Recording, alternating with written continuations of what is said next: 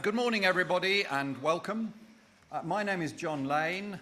I'm the founder and chair of WINS, the Water Initiative for Net Zero. And we're very happy to be hosting this particular session here at World Water Week in Stockholm. WINS is not an organization, it's a global movement. It's a communication mechanism for messages from water people and the water sector through to the world of climate policy. It's a megaphone through which you as water professionals and colleagues can amplify your messages communicating on these really important topics. And that's why we're here hosting the session. I want to welcome everybody not only in the room but also online. Thank you for being here with us. There are 10 other sessions going on that you could have gone to, so we're really pleased that you've picked this one to attend. In the whole cold vastness of the universe, there is only one place which is known to sustain life, and that's this planet. And there's one life form on this planet which is wrecking it. That's us, that's humanity. We are in the process of destroying our home. And as Shakespeare's Hamlet knew, when you're faced with a major existential crisis, there are two ways that you can react.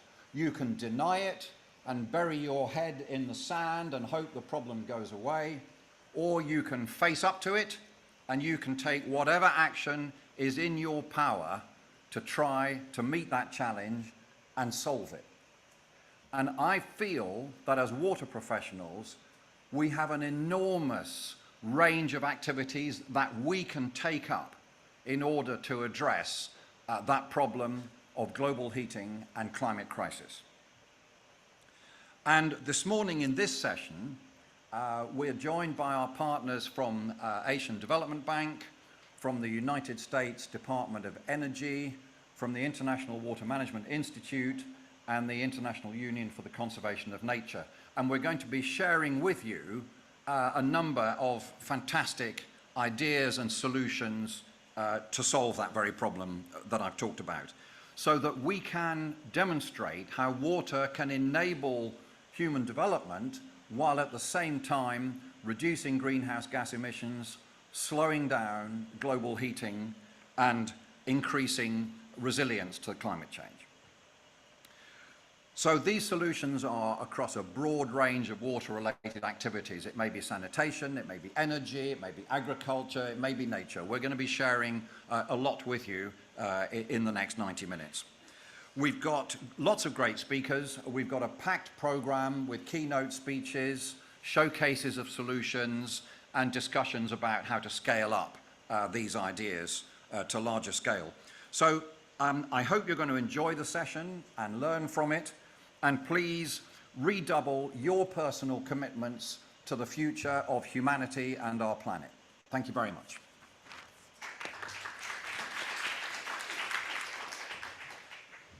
Good morning, everyone. Just echoing John, thank you so much for joining us. My name is Georgette Morakide-Keane, and I work for the Water Initiative for Net Zero.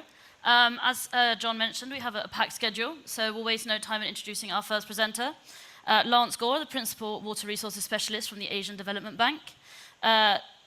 Lance has over 25 years of experience working to prepare and implement investments in integrated water resources management. And he'll be presenting the Asian Development Bank's pretty exciting work on decarbonising the water sector in Asia. So Lance, over to you.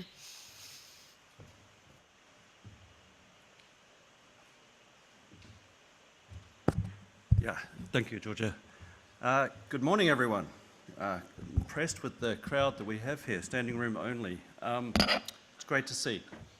So, I'm Lance Gore. It's a pleasure to be here today to discuss a critical and timely issue, decarbonising the water sector. On behalf of the Asian Development Bank, I would like to extend my sincere thanks to WINS, AGWA, IMI, and IUCN for inviting us here to share our experiences and insights on this topic. I would like to quickly declare, though, that while I am a water resources specialist, I am not a decarbonisation expert, and what I'm here to share with you today is the collective efforts of many of our colleagues and our expert consultants. As we gather here this morning, it is clear that addressing the intersection of water management and climate change is more important than ever. ADB is committed to leading by example, and I'm eager to discuss how we are working towards decarbonising the water sector across Asia and the Pacific. Next slide. Do I control the slides? I control, okay, here we go. Now, if there's two things, well, if there's one thing I can achieve today is that you can get copies of these two documents. You don't have to listen to me at all then, because there's a lot more detail in those two documents, and you can use the QR codes there to download a copy. If not, I can happily share those QR codes with you later as well. But these are two key ADB publications, Decarbonising the Water Sector in Asia the Pacific. This was launched during COP28 in Dubai, and our earlier guidance note, Mainstreaming Water Resilience in Asia and the Pacific, published in 2022. You can easily download these documents using the QR codes provided. These guidance notes reflect ADB's extensive experience in integrating water resilience into our operations, policies, and institutions. They're also aligned with ADB's Corporate Strategy 2030, which prioritises building climate and disaster resilience and aims to scale up financing to $100 billion by 2030, including $66 billion for climate mitigation and $34 billion for adaptation. These documents offer valuable insights and strategies for ADB staff, our member countries, water sector stakeholders, and project implementing agencies to achieve resilience and decarbonised outcomes in the region. The water sector is integral to human life, supporting essential needs such as drinking water, sanitation, agriculture, and energy production. However, it is also a significant contributor to greenhouse gas emissions, often overlooked in climate change mitigation strategies. The water sector's carbon footprint arises from the energy-intensive processes of water abstraction, treatment, distribution, as well as the methane and nitrous oxide emissions from wastewater treatment, reservoirs, and farming. In Asia and the Pacific, the challenges are particularly acute. The region, home to 60% of the world's population, faces water scarcity while relying heavily on carbon-intensive energy sources. It is also the world's largest agricultural region, which is also a significant contributor to greenhouse gas emissions through land use conversion to farming, irrigation, cropping, processing, and distribution. The ADB has been at the forefront of addressing these challenges by promoting decarbonisation within the water sector across our member countries. I would like to briefly explore here today the challenges and opportunities associated with decarbonising the water sector and present a few examples of ADB's initiatives. Now, defining the water sector. In these publications, the water sector is broadly defined to include water supply, wastewater sanitation and hygiene, water resources management, irrigated agriculture, and land use and forestry resources management. Today, I'll highlight some of the key challenges and opportunities within a few of these areas. On water supply systems in Asia and the Pacific are marked by high levels of non-revenue water loss, often reaching up to 30% of daily production due to leaks, unauthorised use, and metering inaccuracies. This loss not only wastes valuable resources, but also contributes to unnecessary greenhouse gas emissions as the energy used to treat and pump the water is effectively squandered. So the opportunities for decarbonisation come from energy efficiency and conservation. By enhancing the efficiency of water supply systems, significant reductions in energy consumption and greenhouse gas emissions can be achieved. ADB has promoted the adoption of high efficiency pumps, the use of renewable energy, and the reduction of non-revenue water loss. Technology integration, implementing smart technologies such as sensors for leak detection and variable speed drives of pumps can optimise water usage and reduce the sector's carbon footprint. For wastewater sanitation and hygiene, the wastewater sector is a notable source of both methane and nitrous oxide emissions. Traditional wastewater treatment processes are energy intensive, and aeration alone accounting for 50% to 90% of electricity consumption in treatment plants. Strategies for reducing emissions. Methane capture. Capturing and utilising the methane from anaerobic digestion processes in wastewater treatment can significantly reduce the Scope 1 emissions. ADB has supported projects that integrate biogas capture and reuse and turning harmful emissions into a source of renewable energy. Energy efficiency in treatment plants. Upgrading equipment to more energy efficient models and transitioning to renewable energy sources for plant operations are critical measures. ADB has facilitated the installation of solar and wind energy systems at treatment facilities to reduce reliance on fossil fuels. Irrigated agriculture. Agriculture accounts for approximately 70% of global water consumption, with rice farming being particularly greenhouse gas intensive due to its high methane emissions. Given the prevalence of rice farming in Asia, decarbonising agricultural water use is essential. So some strategies for agriculture. Firstly, avoiding expanding and encroaching into forests, wetlands and peatlands. Increase the productivity of existing farms. Use renewable energy to energise pumps and control systems and automated regulators. We now see our member countries investing in solar panels over their canal reserves, which provides renewable energy while reducing unbeneficial evaporation. Where appropriate, farmers can also use system of rice intensification, SRI, or alternate wetting and drying, AWD, irrigation techniques. Both of these practices help to reduce non-beneficial water consumption, increase the yields, and reduce greenhouse gas emissions.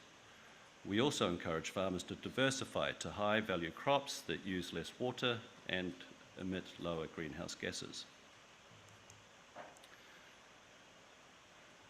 So we have a framework for decarbonising the water sector in ADB's operations. We propose a comprehensive approach to enhance climate mitigation actions in the water sector through 6 mutually reinforcing pillars, complementing ADB's other guidance note on mainstreaming water resilience in Asia and the Pacific. This integrated and inclusive approach focuses on long-term climate outcomes by scaling up financing, building capacity, and engaging with developing member countries early on. The 6 pillars include accelerate early engagement and build demand for mitigation-focused water sector nexus investments. 2, adopt a water community approach to build decarbonisation capacity. 3, strengthen our own ADB staff capacity. 4, foster knowledge, innovation and partnerships. 5, mobilise finance for the water sector decarbonisation efforts. And 6, spearhead digitisation for water sector decarbonisation. Now, I'd just like to share a couple of project examples where we have actually implemented aspects of the strategy. So the first case is a project in Vietnam called the Low Carbon Agriculture Support Program. The objectives of this project aimed to catalyse the adoption of climate-smart agricultural practices across 19 provinces in Vietnam, with a focus on reducing greenhouse gas emissions and enhancing agricultural productivity. It was designed to support the Vietnamese government's broader climate change mitigation and adaptation strategies, integrating low-carbon practices into the agriculture sector. Key achievements and innovations were the use of biogas plants.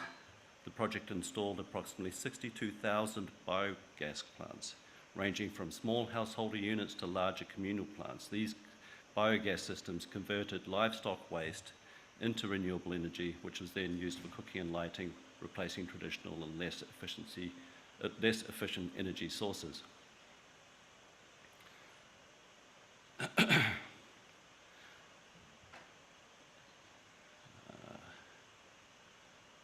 The next project is in Kiribati, South Tarawa water supply project. The South Tarawa Atoll, like many other low-lying atolls, faces severe challenges in securing sustainable water resources due to the geographic and environmental characteristics. The reliance on diesel pumps and kerosene for water purification not only increased their greenhouse gas emissions, but also posed significant health risks. The project installed a state-of-the-art reverse osmosis desalination plant, which, powered by newly established photovoltaic solar power plant, provides renewable and reliable source of clean drinking water.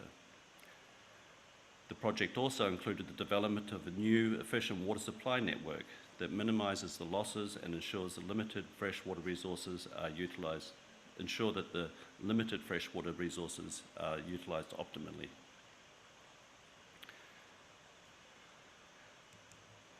Next, under this initiative, we also prepared a very simple tool called Screening Tool for Energy Evaluation of Projects. It's a spreadsheet-based tool which you can download from the website via that QR code. This tool, water and wastewater facilities are often energy intensive, and improving energy efficiency in these systems is a critical component for reducing their overall carbon footprints. This tool was developed by ADB as a practical tool to assist in identifying opportunities for energy savings in both existing and planned water and wastewater projects. It is an Excel-based tool that's accessible in to a wide range of users, including our staff, consultants, and water utility managers, regardless of their technical expertise. The tool provides a detailed analysis of energy consumption patterns and offers recommendations for improving energy efficiency, tailored to the specific characteristics of each project. Lessons learned from pilot assessments of the tool have been integrated into STEEP, making it a robust, reliable resource for project planners. The potential energy savings identified through STEEP range from 20 to 80%, depending on the project scope and the stage of implementation. And with that, I'd like to thank you very much and thank the organisers again, and look forward to the discussion. Thank you.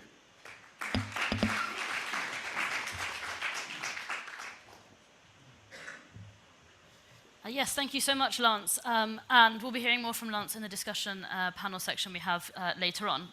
So our next speaker will be joining us online, and that is Mike Rinker, Senior Technical Advisor to the Office of the Undersecretary for Science and Innovation at the US Department of Energy. Mike is the manager for the Energy Water Crosscut at the US Department of Energy and is also working to help with the development of the agricultural decarbonization strategy, amongst other things. And he'll be presenting strategies for water and energy at the United States Department of Energy. And I'll just quickly say, in terms of housekeeping, if anyone has an empty seat next to them and wants to raise their hand, if people want to make their way over. But for now, I'll hand over to Mike. Okay, good morning. I'll just do a quick sound check. I'm sure you can hear me. I do apologize to everybody there that I am not there. The reason I'm not there is due to a family issue. So again, I apologize, but I'm really happy to be here to provide some remarks on behalf of the Department of Energy. Next slide.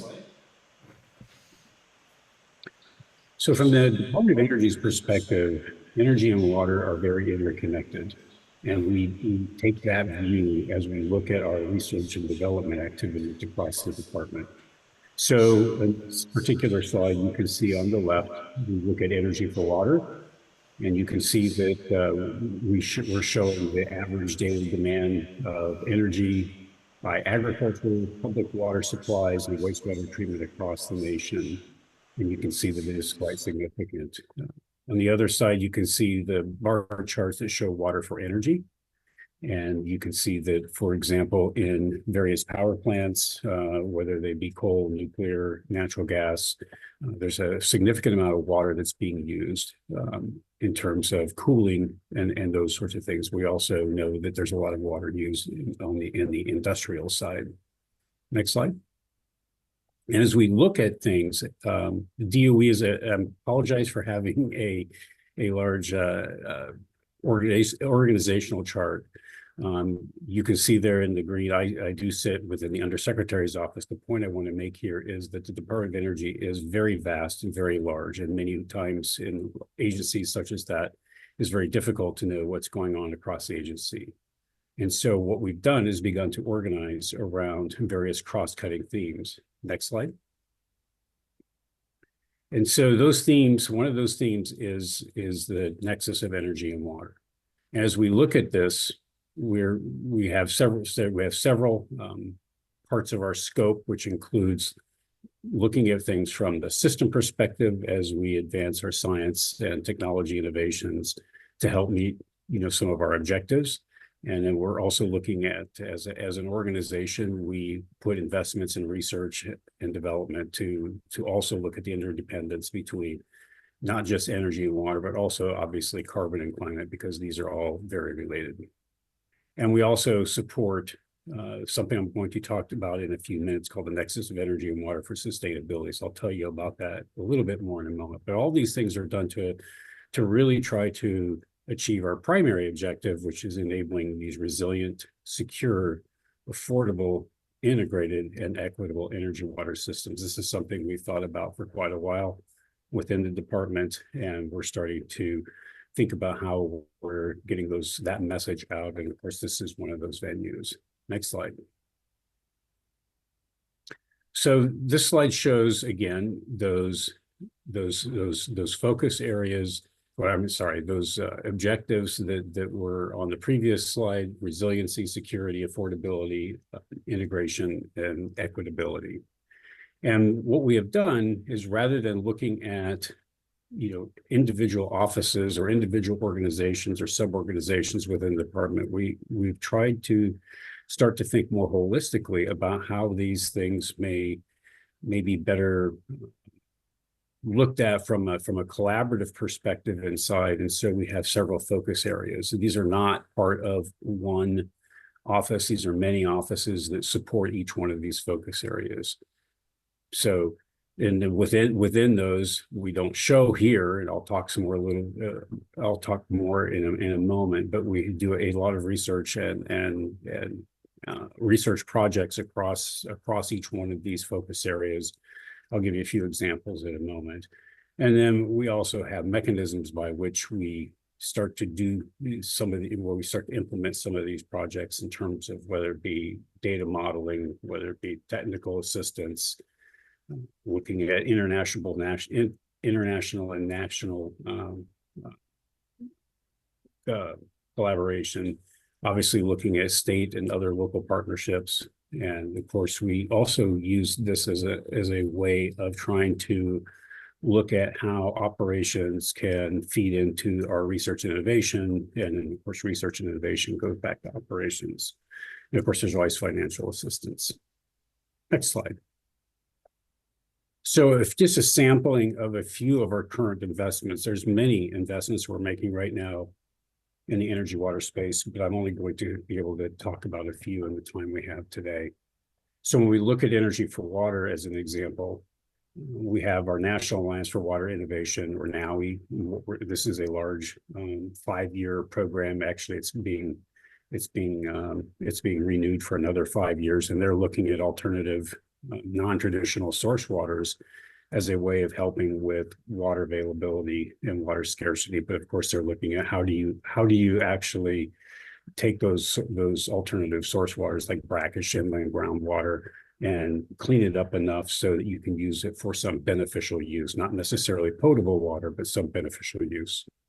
We're looking at resource and energy recovery from organic waste. So this could be things like solid municipal waste from a waste treatment plant, trying to get both resources and energy from those wastes as a way of helping to decarbonize the system. Our Better Building and Better Plants program is quite large, and it has the idea of really providing technical assistance to industry, to water treatment, to wastewater treatment plants and others, as they're looking for what tools that they can provide that would be helpful for them.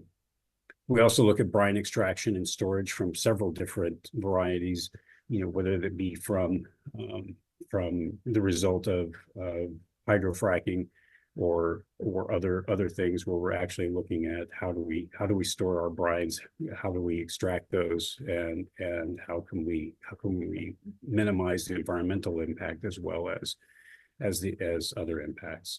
On the water for energy side, and we look at that as well as with decarbonization. We're looking at the decarbonization of water resource recovery facilities or waste treatment facilities. We know that there's a lot of greenhouse gas emissions from that. So how can we reduce those? So we've got a number of projects that we have funded that are looking at that.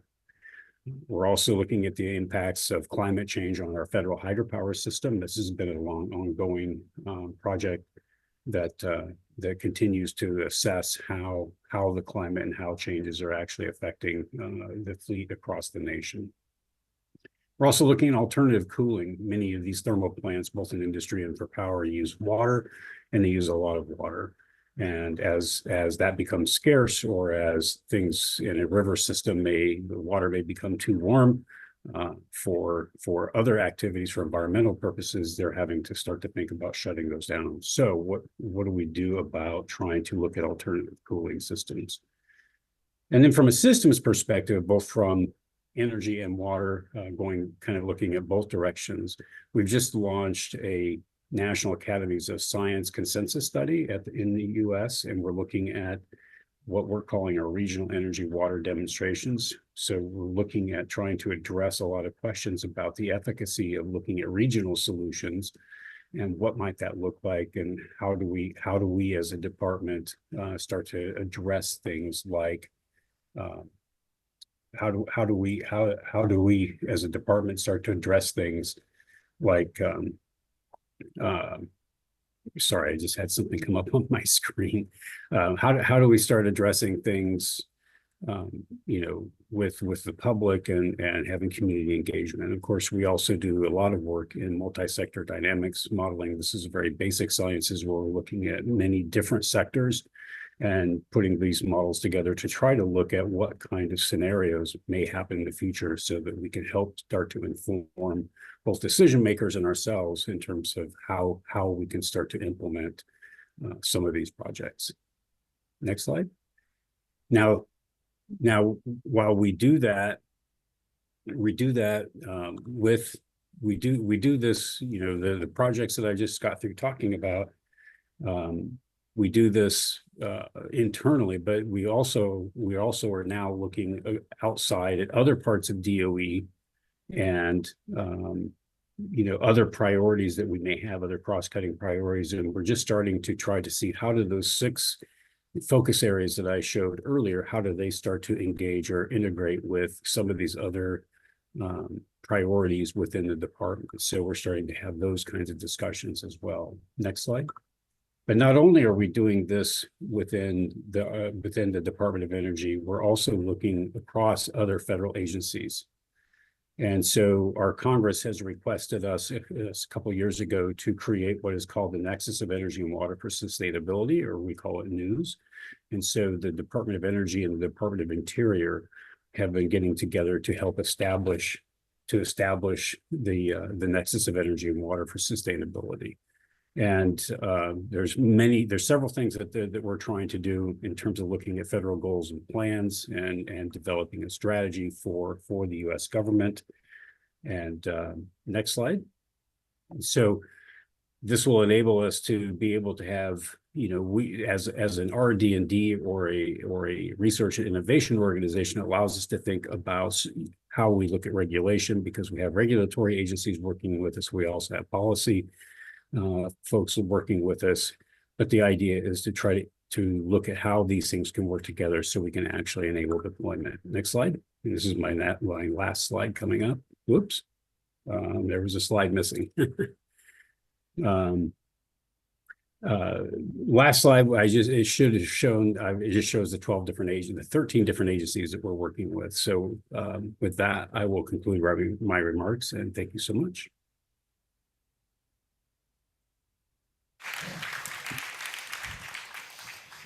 Thank you, Mike, and to Lance as well for kicking us off. So now we're going to move on to the solutions showcase, where we're going to hear 4 presentations outlining available, implemented solutions, the scope of their opportunity, and also next steps for investments at scale. We're going to be covering everything from rice to wastewater to wetlands.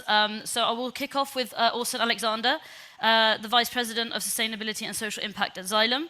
In this role, she's responsible for Xylem's global sustainability programs, ESG reporting, social impact, and client sustainability programs, and she'll be presenting on net zero water utilities. Over to you, Austin. Hello. Oh, thank you. Good morning, everybody. I'll keep it brief, and I don't have slides, so you're welcome. I'm here to talk about water and wastewater utilities, which, as both Mike and Lance touched on briefly, but water wastewater utilities as a whole emit at least 2% of global greenhouse gas emissions. We expect that actually is a bit higher.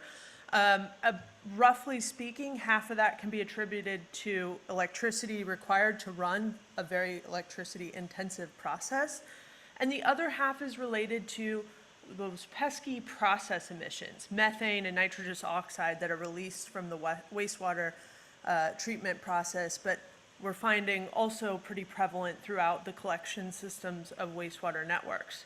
So a really challenging issue to solve. But the hopeful thing and the exciting thing about the solutions is that solutions do exist for a number of these greenhouse gas emissions. On the energy side, in most cases, installing equipment solutions, technology solutions, or simple operational upgrades, we're finding actually come in at lower operational costs, better efficiency, and overall better operations while simultaneously reducing emissions. On the process emission side, we're seeing a significant rise in technology solutions related to methane and nitrous oxide monitoring and treatment, and of course we have resource recovery related to wastewater emissions that can be and are being implemented. Now the great news is water and wastewater utilities are taking action and are leading the charge on net zero. Only a few years ago, the net zero topic was not discussed in utility forums. At the IWA World Water Congress 2022 in Copenhagen, it was just starting to make the global conversation. In last week or 2 weeks ago at IWA in Toronto, you couldn't move through the conference without bumping into a net zero topic. Both the investments from academia, utilities, and the overall push on this topic are really starting to come through, which is very exciting. Now, across the world, utilities have either made voluntary net zero commitments or some type of greenhouse gas reduction commitment. And those are ranging everything from voluntary on their own to they are being swept up into either their city or regional commitments. Overall, we think over a third of global population is served by utilities that are under some kind of greenhouse gas reduction target. So it's very exciting. And as I mentioned, the momentum is happening, both at conferences, but also across other stakeholders that provide the ecosystem that support utilities. So Xylem, we're a manufacturer of equipment, the pumps, the treatment equipment that go into plants. 98% of our greenhouse gas portfolio lies in the use of our equipment. So we're quite dedicated to this because I literally cannot achieve our net zero commitment without utilities. Engineering and consultants are designing more efficient and lower concrete requirements for new greenfield installation or where they're doing replacements. And the startup community and venture capital on this topic is really starting to come to the field of net zero. We're seeing things around nitrous oxide monitoring and treatment, other treatment solutions coming to the startup community that are really exciting. A few challenges do remain. First is fragmentation across the water sector, something I'm sure we're all familiar with, and utilities especially feel this, that they often are secluded to what is happening in their most immediate region. So breaking down silos across regions so that utilities in Australia can share successes and challenges with utilities in Latin America or elsewhere.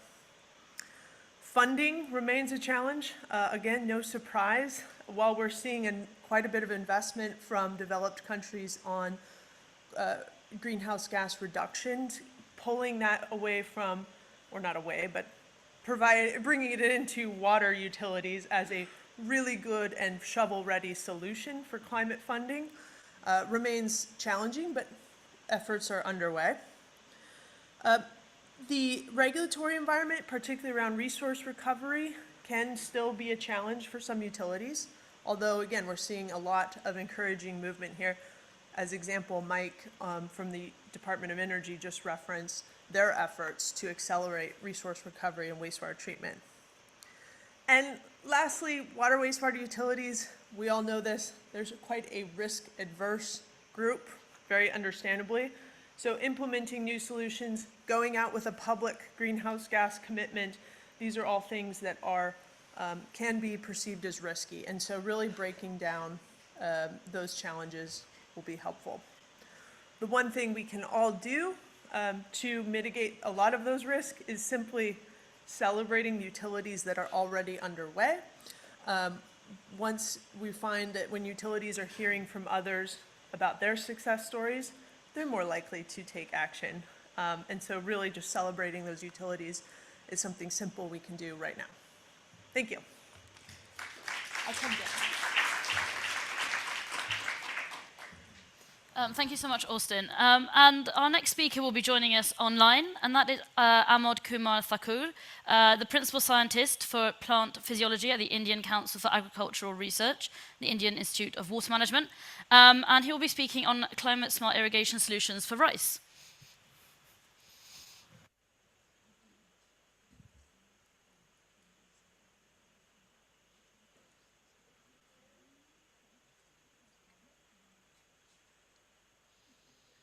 Whether I am audible?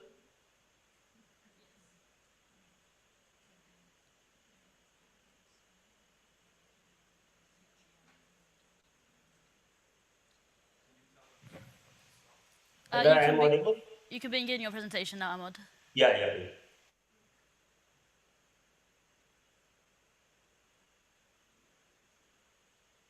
So very good morning, everybody. First of all, I thank the organizers for giving me this opportunity. I am Amod Thakur from ICAR, Indian Institute of Water Management, and today I am going to speak on the opportunities to reduce greenhouse gas emissions in rice production through SRI methods.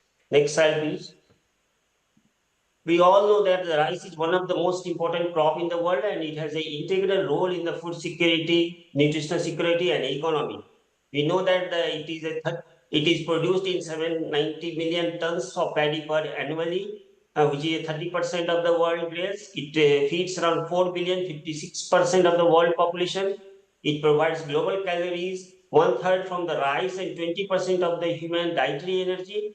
It is grown by the 144 million farm family, that is 25% of the world farmers. It is harvested from 165 million hectares, that is 8% of the world cropland, and it's valued around 206 billion US dollar, which is 13% of the world crop value. Next slide, please. At the same time, rice is also the most concerned crop in the world because due to the flood irrigation in rice, around 40% of the global freshwater resources is used for the rice. It also gives the double the water footprint than other crops. At the same time, it accounts for 11% of the global methane emissions and 1.3% of the global carbon equivalent emissions. It also faces the low productivity. Globally, it is around 4.8 tons, but in most of the country, it is produced less than this. So it cannot fulfill the increasing demand of the people, and its productivity and reliability are also at the risk from the climate change. Next slide. So the problems is because of the continuous flooding. We know that because of continuous flooding, there is a lots of methane emissions and weak root systems. It also high use of the chemicals and nitrogenous fertilizer, especially with low use efficiency. Then the conventional close planting, which reduces the plant access to the sunlight, and using the overaged seedling for transplantation, which reduces the plant vigor and growth. Next slide. So now comes what is the solution? One of the water saving irrigation, we are now talking about the alternate wetting and drying methods. But in 2020, ISFAC has reviewed and they have found that the AWD irrigation can reduce total water input by 25 to 70%, and also the methane emission by 11 to 95%, but no yield benefits. Recently, one study has been a meta-analysis has been done comparing the 41 studies, and they have shown that so AWD reduces the overall global warming potential by 37%, but the yield reduced by 3%. Next slide. So another option is system of rice intensification, SRI. It is an agroecological approach to managing the plants, water, soil, and nutrients. And AWD is one of the components of the SRI. Besides these, other components are transplanting the young seedling, single seedling per hill with wider spacing, intercultivation of crop, controlling weeds, and increased use of organic materials. All these practices are for the better growth of the plants and more higher yield. Next slide. So one study conducted in India, and they have found that under the SRI, the methane emission is reduced around 61 to 64%. However, nitrous oxide emission increases by 22%. But overall global warming potential in terms of the carbon dioxide is reduced by 28 to 30% in the SRI as compared to the transplanting conventional method. Next slide. So if we compare the AWD and SRI, so in the SRI, the carbon dioxide emissions reduced by the 5 to 6%, and the reduction in carbon dioxide emissions per kilogram of rice produced is around 20 to 30% reduction, and increase in yield in the SRI as compared to AWD is around 17 to 37%. Next slide. So what happens actually when we grow rice by the conventional practices and flooding, because of anaerobic environment, high methane gas emission occurs, and the nitrous oxide emissions are low. But when conventional practice with AWD, because of the aerobic conditions, less methane gas emission is there.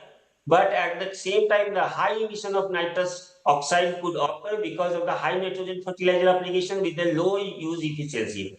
However, when the AWE is incorporated with the system of rice intensification, there is a less methane gas emission, and also chances of the low amounts of nitrous oxide because of the low nitrogen fertilizer application in the SRI, and also the crop grown under SRI use nitrogen more efficiently because of the robust and more active roots. Next slide.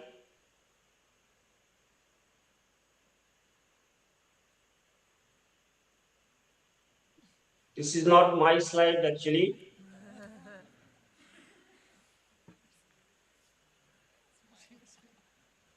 Next.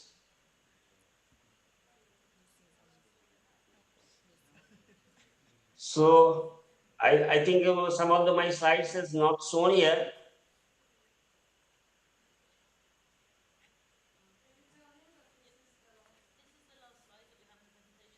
Free to give the rest verbally. So overall, This is the slides that we have, so please feel free to complete the presentation. Okay. So my overall take-home points will be that, okay, so in the AWD and SRI, so both reduces the emissions per hectare and per kilogram of rice, but SRI improves the yield, which is not happening in the AWD.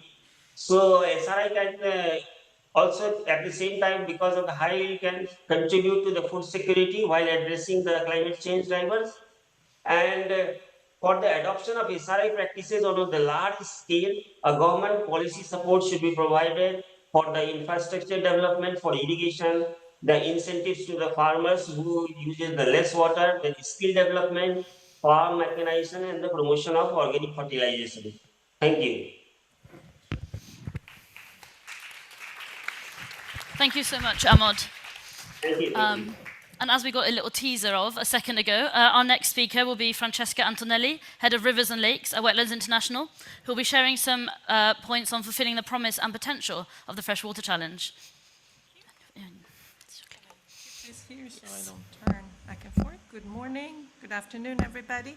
So I have 5 minutes to take you to the wetlands world.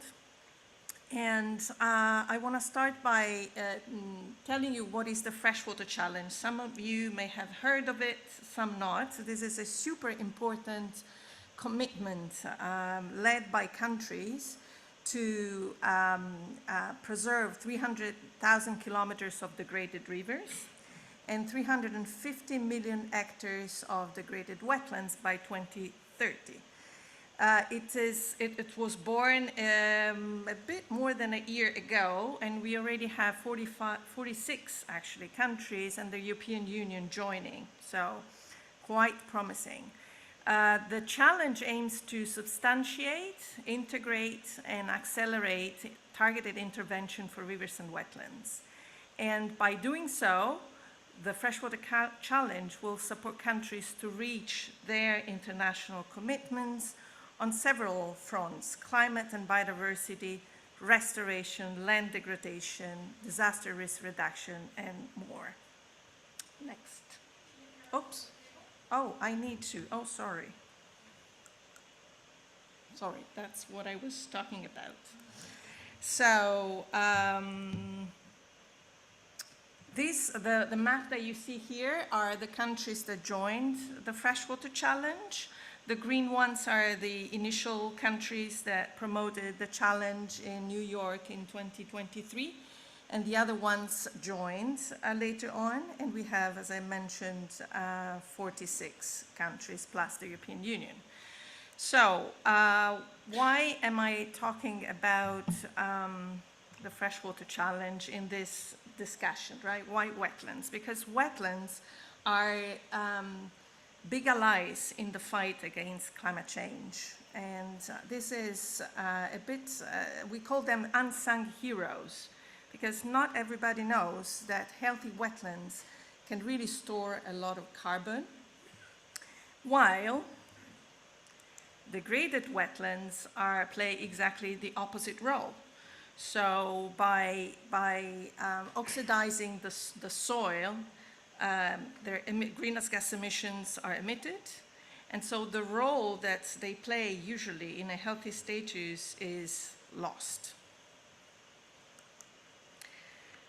And I want to focus a bit on peatlands because they play a particular role in this carbon storage discussion. So 3% of the world's, they cover 3% of the world's land and store about twice as much carbon as the biomass of the world's forests. Twice as much, okay? Only 3%. I'm talking about 600 billion tons of CO2 stored by peatlands. This is huge.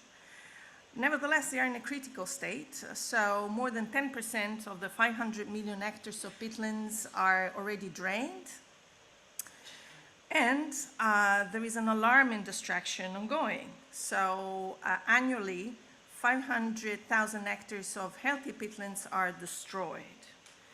Okay, so the carbon emissions, we're talking about carbon here. So the carbon emissions that are produced due to this destruction are 2 billion tons of CO2 annually. Remember this. This is a super important figure. Recommendations. The very first one is to stress the role of wetlands in mitigation, not just adaptation, but mitigation, unsung heroes. Wetlands are unsung heroes in the climate fight. Support the freshwater challenge implementation at a national level. This is a massive opportunity. There is political will out there, and there is a role for all players, administrations, politicians, civil society, donors, and push for peatland representation as a mitigation measure in the freshwater challenge. Prioritize wetlands in national policy, of course, NDCs, NAPs, NBSAPs, the GBF target 2, 3, and 8, and use a landscape approach. Don't look just at your little wetland, but at the landscape level. This enhances the ecosystem resilience and has a lot of additional benefits. And last but really not least, probably one of the most important, foster climate finance. The current financing is definitely not enough for securing the restoration of these precious ecosystems. Catalyze private sector capital. This is, the Freshwater Challenge is pretty engaged in doing this. So there is a session happening on Wednesday on this topic, and adopt science-based target setting and disclosure. Thank you.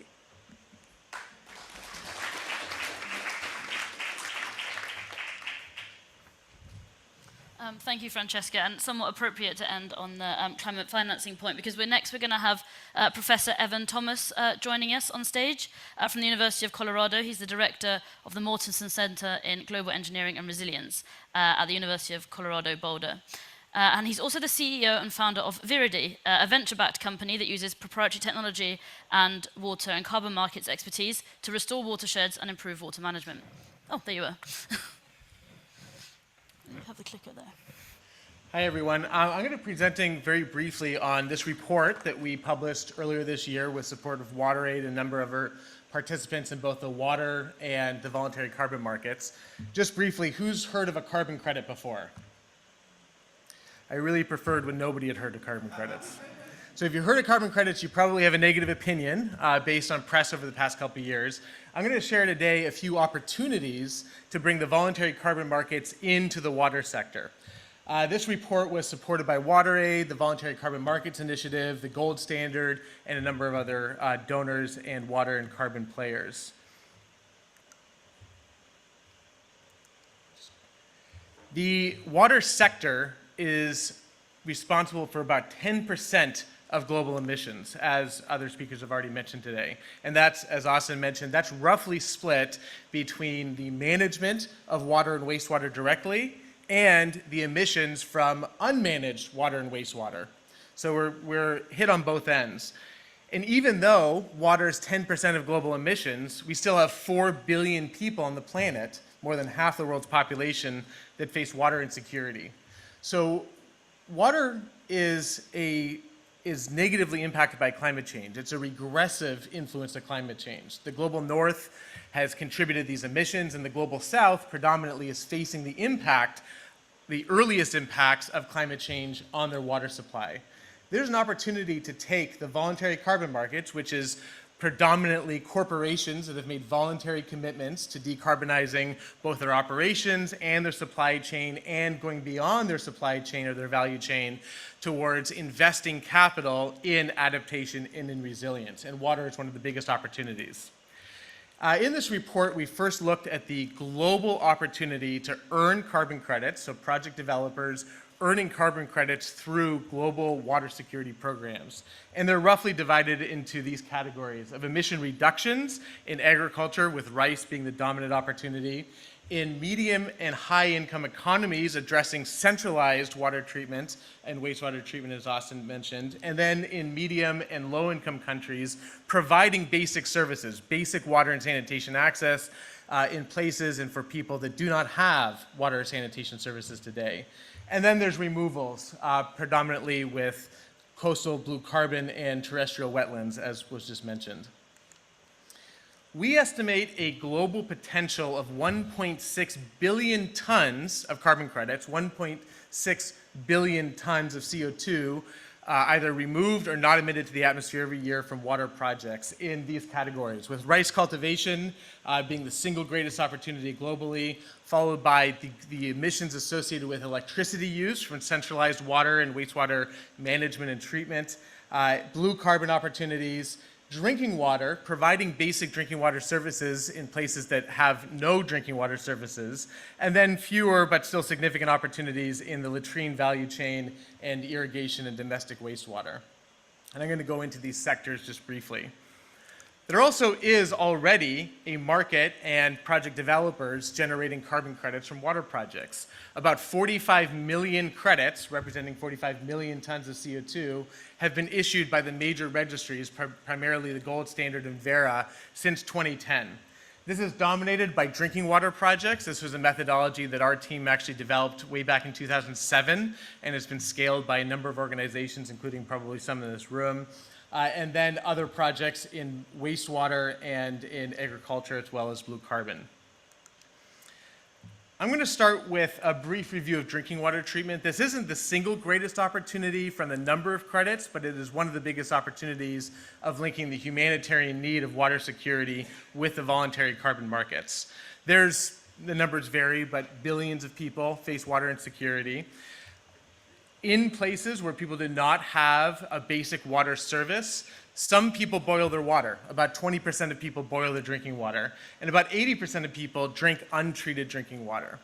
The methodology under the gold standard and previously under the United Nations actually allows you to calculate the demand for energy, assuming that people would boil their water if they had no other choice, that is suppressed by poverty.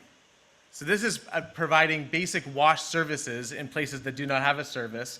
And we can generate between 0.1 and 0.2 tons of CO2, or 0.1 or 0.2 credits per person per year. The single biggest opportunity is in rice cultivation, alternating wetting and drying or drip irrigation that can reduce both methane emissions, nitrous oxide emissions, and sequester water in carbon in soil, while reducing water use by between 70 and 90%. Another closely related opportunity is in irrigation, just the sheer energy demand for irrigation. And this is truly a global opportunity and a global challenge. Out in the western United States, our aquifers are about 50% depleted. We are literally mining water for irrigation, and there's a huge energy demand and emissions associated with that irrigation. Okay, I guess the last slide wasn't there either. So this is a quick review of this report. My colleague Tessa in the back here has a few of these reports that we're happy to share with everybody. Thank you.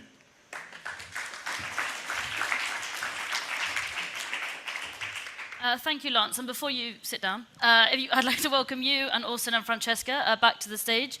And what I'm going to ask you is to provide a relatively simple answer to what I know is going to be received as a complex question. We've heard about obstacles from financing, risk aversion, things like that. What would you say is the one thing that is most important to maximizing the opportunities that you've each presented? And you feel free to speak into any of the mics. We can start with you, Francesca. Thanks. I'm going to repeat myself a bit, but I think it's important to repeat the message.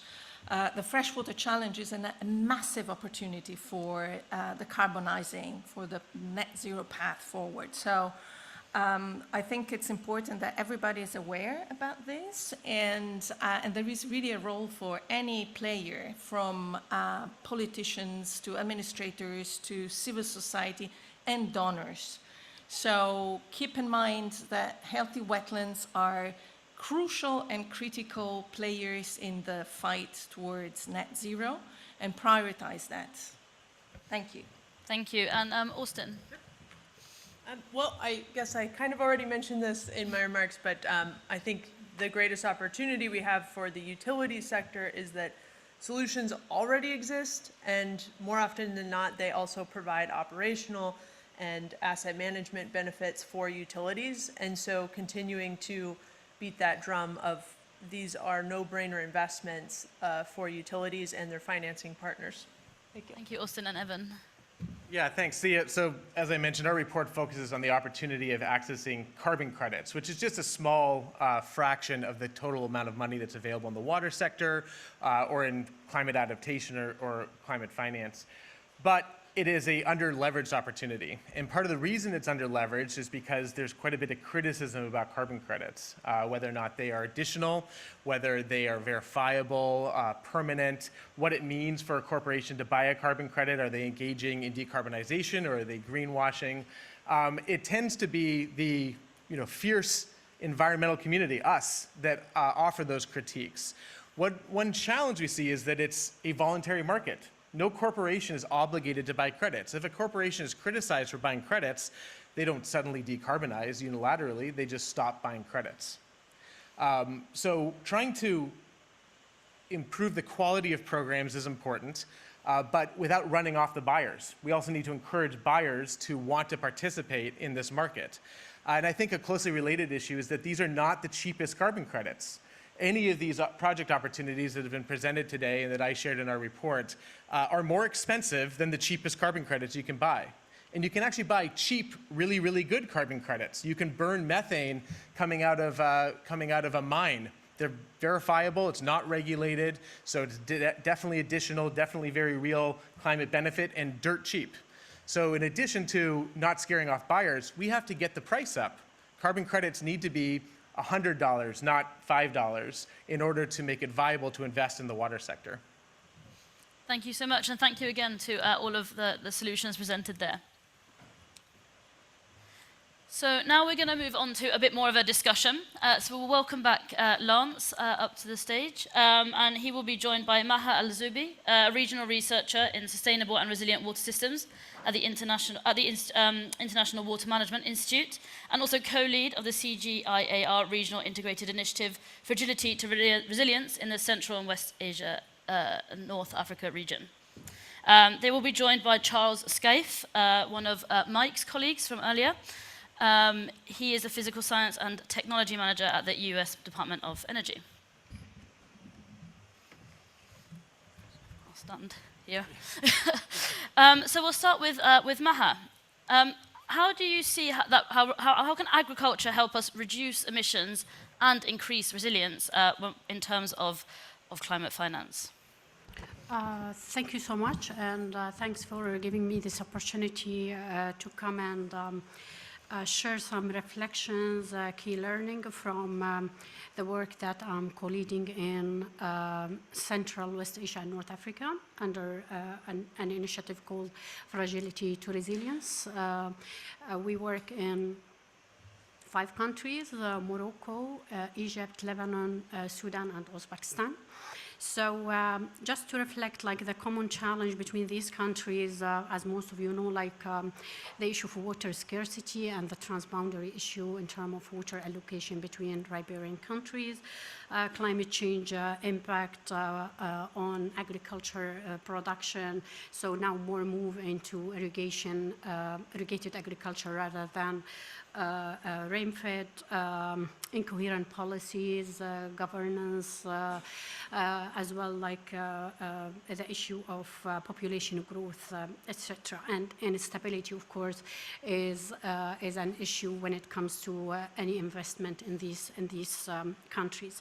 So some learnings actually from the project that we've been implementing, we need a supportive policy framework.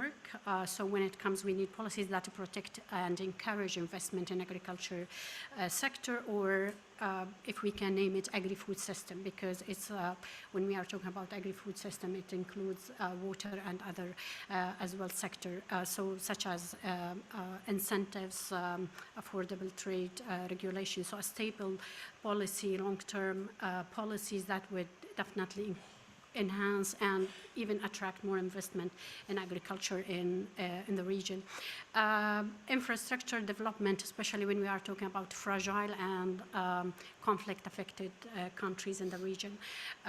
Infrastructure is very important when we are talking about like storage of food products, transportation, as well if we are talking about like minimizing the post-harvest losses, etc. So this is another learning, need more attention. plus transparency and accountability. So established transparent systems for tracking and reporting on agriculture investment that would really build a trust among, let's say, investors, governments, local community, where that would attract more investment. As all of us know, we have the issue of data in the region, maybe elsewhere as well, in terms of accessibility, in terms of reliability. So this is very important when we are talking about like data and information network. It's needed as well for any investment as well. So having a platform that provide real-time market data, weather forecast, as well best practices to farmers. This is very important, like in terms of like digital tools, mobile application. These are like some learnings need to be as well investigated. So I will stop here. We'll get perfect. Thank you. No, and you've shared both some obstacles like things like transparency or infrastructure, and also how you've been addressing them and lessons learned in sort of country-specific contexts. Which brings me to you. So you're presenting the sort of decarbonization plans for countries for the Asian Development Bank. What are some lessons that have been learned in terms of how those countries have been implementing those plans? Yeah, thanks. That's a good question. Probably not one that I'm too familiar with, and I could read through a long list of notes. But actually, there's another question that I want to Go ahead. If you don't mind, I'm going to do that trick of swapping over to something else. But the discussion on agriculture's contribution to greenhouse gas emissions is a very serious one. It does contribute so much, and we hear these terms like we can use alternate wetting and drying. Farmers can use it to reduce their emissions, and system for rice intensification, for sure. Big fan of both of those techniques, but they come with caveats, and I think a lot of people need to be aware of what those caveats are. Two of them. One is it requires water to be available on a flexible supply basis. That means that the farmer needs to be assured that they're going to have water at their farm gate when they want it, so they can actually apply this technique of varying the water level on their fields. Most irrigation systems in developing Asia aren't that type of system, particularly the surface supply, which the majority of them are based on a very defined fixed rotational irrigation supply system. And even then, it's not that reliable. It only comes, within a certain level of guarantees. The farmers really has no confidence that they're going to get the water on the day that they were promised, and they're going to get the amount that they need. Your typical farmer in developing Asia is a smallholder, maybe half a hectare, maybe 1 hectare, maximum 2 if they're lucky. Farming is not their primary income. If it is, they're among the poorest of the farmers. They normally will have other jobs. The family, the wives, the women are left to tend to the farms while the male is off working as a construction labourer in the factories or so forth. Using these techniques requires a lot more labour. They have to put a lot more energy into going out to the fields, opening and closing, or making barriers, and breaking down the barriers to get the water to their farms. So they're going to be conscious about whether they want to just do a simple flooded irrigation, grow enough rice for their family. If they have some surplus, they will sell it to the local market, but their main income is going to be from another source. They're not going to want to go out there every day and weed the paddy. They don't have that time, they don't have the resources, they don't have the energy for that. So we need to think as designers and investors, how do we try and get this message across?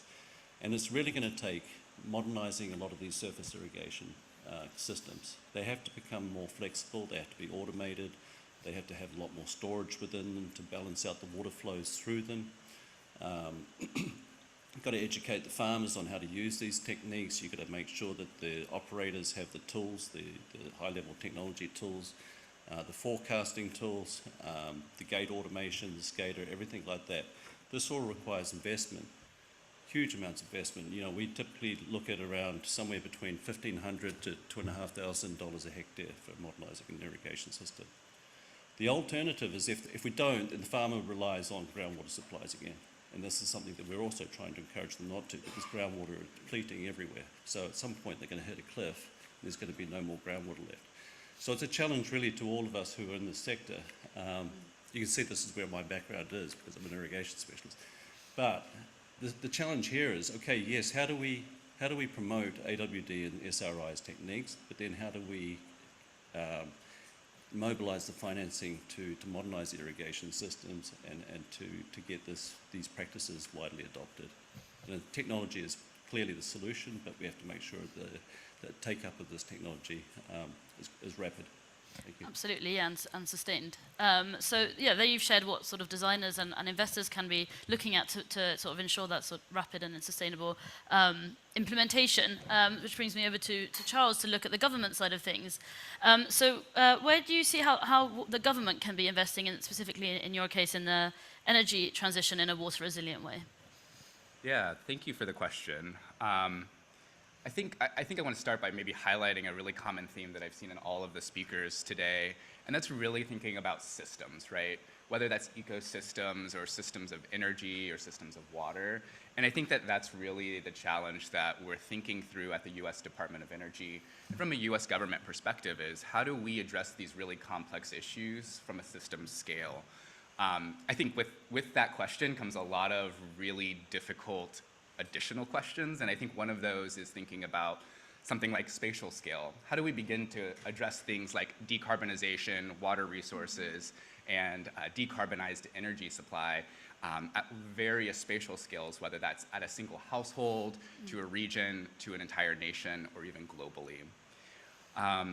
You know, one of the things that we think about at the Department of Energy, you know, we're primarily an R&D organization. We're focused on research and development. How do we come up with the next generation of technology solutions and get them into the hands of people who need them? I think one of the challenges that we often sort of overlook in this funding paradigm from a US government perspective is what communities actually need at the ground level. And so I think having more dialogue and really understanding from a government perspective on the needs of communities, whether that's water related or energy related, would really help inform a lot of the work and investments that we're making there. You know, I'll also highlight that thinking about a system scale is challenging at a spatial unit, but also thinking about time, right? There's a time component, thinking about the life cycle of energy systems or water systems. So, you know, investigating things like critical materials for renewable energy is really important when we're thinking about the life cycle of decarbonizing our energy infrastructure, but also things that are emerging that we haven't really talked about today. We're hearing a lot about AI and artificial intelligence and machine learning and data centers. They're cropping up all over the US and all over the world, especially as, you know, the new iPhone comes out and we're gonna have AI-generated Siri. That's using a lot of energy resources, and it's using a lot of water resources, to be frank. And so how are we thinking about, you know, that temporal component, that time component, and investing in renewable energy and water supply so that, you know, we can meet the needs of the next generation? Thank you. Thank you, Charles. No, it was very a lot of interesting points raised, and I think what you touched on about communities also raises some of the caveats that you brought up, that you only know by knowing who the sort of end customer or end user of that technology is. So I'd like to ask you, Maha, how can agriculture overcome some of these maybe social or tech or even time barriers beyond, say the financing is available, but there are all these other barriers as well. So how can agriculture help overcome that? Thank you. First, maybe I would add on what my colleague just mentioned about like community-driven or demand-driven need, like, because it's very important, like our initiatives, innovations, solutions should be a demand-driven. So it's not like coming by parachute. It should be like community should be part of the design process. Even for any innovation testing, that would ensure their buy-in, their sustainability, even after like any project is done. Further, we need to target investment that empower women and youth. because who are like often underrepresented in agriculture investment and agriculture work. I would give examples like in Jordan, like most of the agriculture labor is from Egypt, where like we have like a 28% unemployment rate.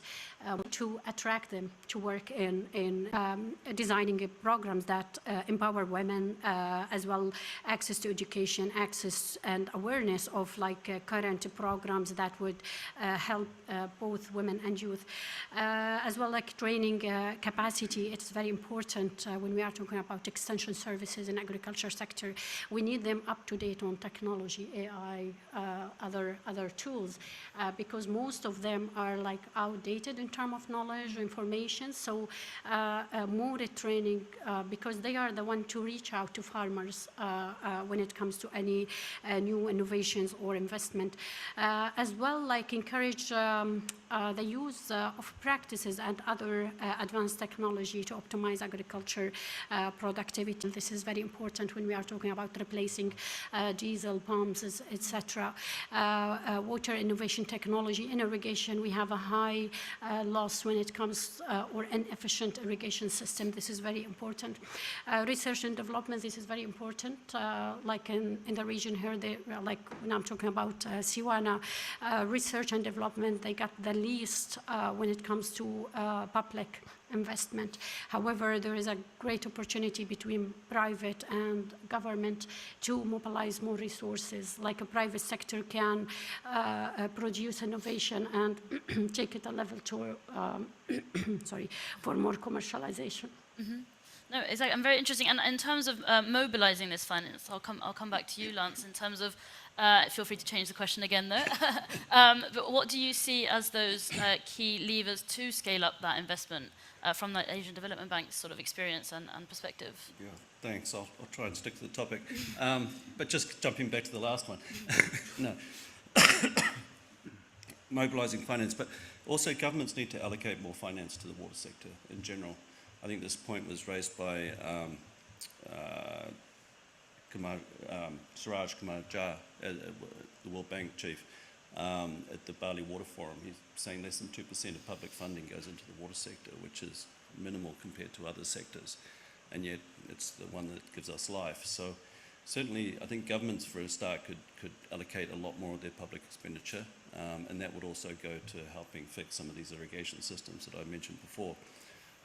Certainly mobilizing finance for the bank, ADB, is very important. We have our typical, we've got our grant financing window, and we've got sovereign lending window, concessional funds, but and we have just recently done a capital adequacy framework review, which means that we can now upscale our financing annually by almost 50%. So we're going to go from about 25 billion a year to about 35 billion a year.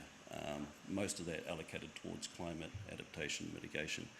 On top of that, though, we're always looking for alternative innovative financing sources, and this includes carbon markets, but other forms of innovative financing are also needed, such as sustainable bonds, green bonds, blue bonds, nature for debt swaps. At project level, we're looking at how do we encourage our governments to look at using eco-compensation mechanisms to get fiscal transfers, you know, either upstream and downstream fiscal transfers if there's benefits coming, say, from preserving wetlands or peatlands, which also helps preserve the water flows and provides assurance of supplies to downstream beneficiaries such as towns, irrigation systems or industries. This is a model that we've been working closely with the government in China, and they've just recently brought in regulations that allow for fiscal transfers of that nature to happen. Other types of innovative financing, looking at public-private partnerships, putting in the regulatory controls to enable that, provide the enabling conditions for that so we can get more private sector funding into there. We provide catalytic financing windows where we try and incentivize private sector, particularly on green investments. We have one window which ASEAN Catalytic Green Financing facility. This is for Asian countries, but those countries in Southeast Asia, but they can access, people can access the funds, particularly focused on any investments that might relate to climate adaptation and mitigation. So we also have a number of trust funds, which are really there as catalytic trust funds. So one of the things actually we're directly involved with at the moment is doing a lot of work on natural capital accounting. One of the areas which I think helps investors know is that having the data there available, knowing exactly what they're paying for. So we have quite a large program at the moment working with our DMCs, developing member countries, supporting them with their natural capital accounting, working out the value of that natural capital, showing its contribution to its economy, and then having the discussions with the governments, the Ministry of Finances, saying, well, actually this nature is providing so much in terms of monetary value to their economy, and maybe they need to start thinking about investing more in it. And that loops back to my first statement that governments need to commit more budget to it. Thank you. And like I said, we've heard it from Maha, we heard how we can build these programs and projects in a way that sort of engages and is sustainable, and also the different and innovative ways of financing those sorts of projects or mandates. We've talked about, Austin mentioned about segmentation within the water sector. There's also other sectors to consider. So once we have, say, those projects and these financing mechanisms in place, how can sectors like the energy sector, in your case, engage more actively in those sorts of processes? Yeah, thank you for that question. And maybe this is the time where I don't answer the question. I promise I'll get to it. I'm just seeing a lot of parallels, and I love seeing these, but just seeing the needs and challenges that we're faced with just domestically within the US, and how they are really similar to some of the challenges that some of my colleagues standing on stage are talking through. And so it's really interesting because, we're also thinking about communities even just within the US, and trying to understand how not to sort of parachute in technologies, but really co-develop and understand the needs, and recognizing that at least at the US Department of Energy, we have a lot of tools in our toolbox, and it's oftentimes getting that feedback from communities to make those tools really usable and implementable. My colleague, Mr. Rinker, mentioned the National Academy study, and I just want to talk a little bit about that. So National Academies is an independent organization within the US, and they're really kind of our authoritative body on science, engineering, and medicine. And we're commissioning a study with them to understand how the DOE can better position technologies for things like water and energy resilience. And what are some of the needs in communities, whether those are tribes or cities or other stakeholders, even industries. What are those needs across the US? And so this is sort of our first kind of big step into really bringing technology and communities together. I think the other piece that my colleague mentioned was the National Alliance for Water Innovation, where we're thinking about the same thing. How do we treat water, and how do we provide clean drinking water at the level and spatial scale that decision makers who are managing water systems need? So we're making a lot of funding investments in trying to understand that as well. But finally, getting to the question of sort of the energy sector and how can it be sort of more engaged in this space. I would just say that one of the challenges that I've observed in my career is that energy and water are often thought of as really separate things when really they're so closely tied.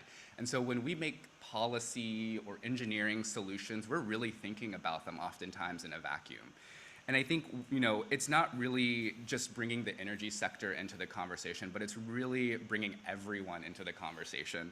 And so, one of the things that we're trying to pivot towards in acknowledging communities as a part of this conversation is how do we bring everyone to the table as we co-design, water and energy efficient systems for the future. And so, I think I would just say that in general, it's really about making sure you have the right people and that you're talking to and developing solutions for the right folks.